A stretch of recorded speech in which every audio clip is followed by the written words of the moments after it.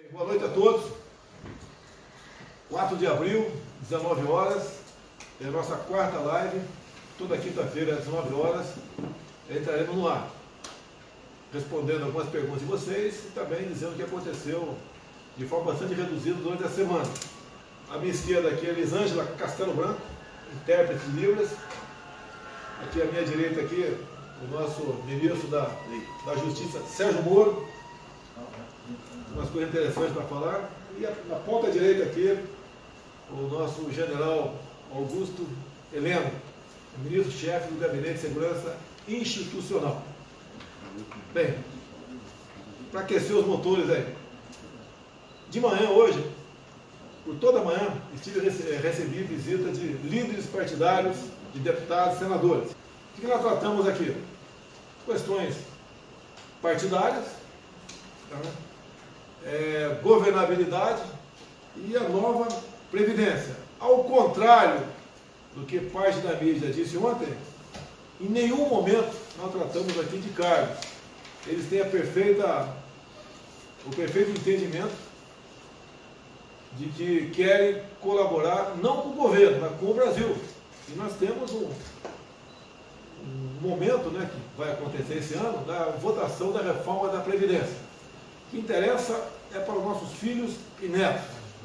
É importantíssimo, porque nós temos que garantir, via essa reforma da Previdência, que os aposentados do futuro vão receber suas pensões e seus proventos, suas aposentadorias. Né? E bem como os já aposentados também vão continuar recebendo. Então, a importância da reforma da Previdência passa por aí. O jornal Valor Econômico, né? Manchete Valor Econômico hoje, diz, segundo o interlocutor, é sempre assim, tá, Sérgio? Segundo o interlocutor, eu estaria gravando as conversas no dia de hoje. Pelo amor de Deus, não existe. Jamais darei qualquer oportunidade para que seja quebrada a confiança entre nós. Eu acredito no parlamento brasileiro. Eu acredito que o parlamento brasileiro vai fazer a sua parte, não só na questão aí da reforma da Previdência, bem como as demais propostas que estão dentro da Câmara.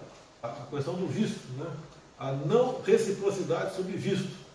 Foi tratado, assinei esse decreto, já havia sido conversado antes com as autoridades desse país, e Moro, nos primeiros 15 dias, né, nesses 4 países que nós não mais passamos a exigir a reciprocidade, porque interessa para o nosso turismo, tá? Interessa para as pessoas virem fazer negócio no Brasil, aumentou em 30% a procura por passagem aérea no Brasil. Tá? Semana que vem estaremos aqui entrando no 100º dia do nosso governo.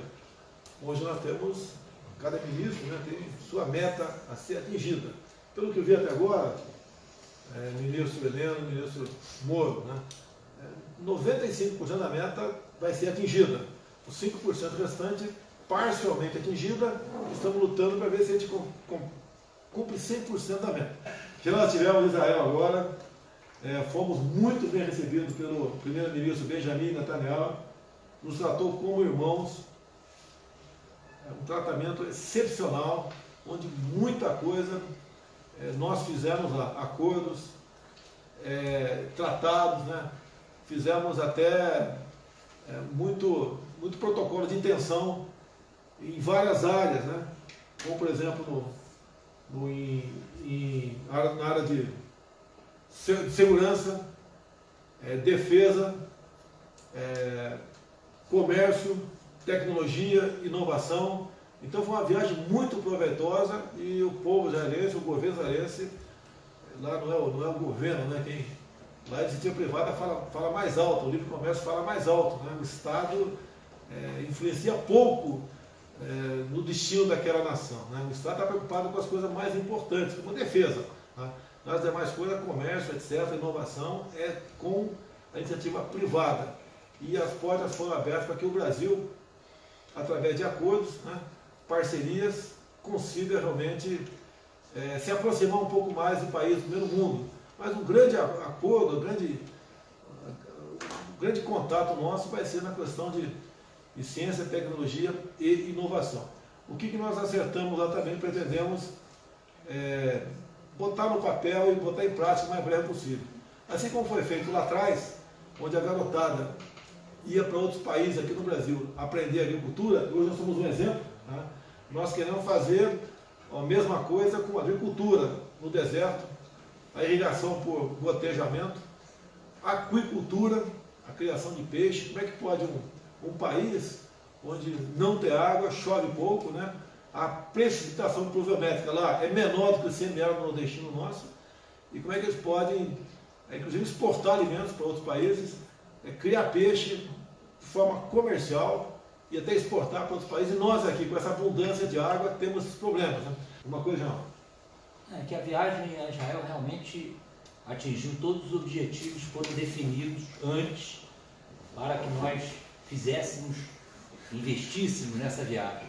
E está dentro da orientação do presidente, em termos de política externa, nós procurarmos aqueles países que podem trazer benefício para o Brasil, sem entrar em muita cogitação sobre as características do país, políticas, ideológicas. Isso não é levado em conta em política externa. Lógico que nós temos restrições, algumas aberrações que existem no mundo, mas normalmente nós vamos continuar a manter as nossas relações comerciais, principalmente, por exemplo, com a comunidade árabe. A comunidade árabe é numerosíssima no Brasil, é aqui onde talvez a comunidade árabe e os judeus vivam num ambiente absolutamente irrestrito de amizade, consideração, convivência, e isso é muito importante. Nós temos uma balança comercial com a comunidade árabe que nos interessa muito manter. Eles são nossos parceiros economicamente e isso não vai ser afetado por essa visita. Muita gente colocou isso com maldade, que essa visita a Israel significava um afastamento da comunidade árabe. Negativo.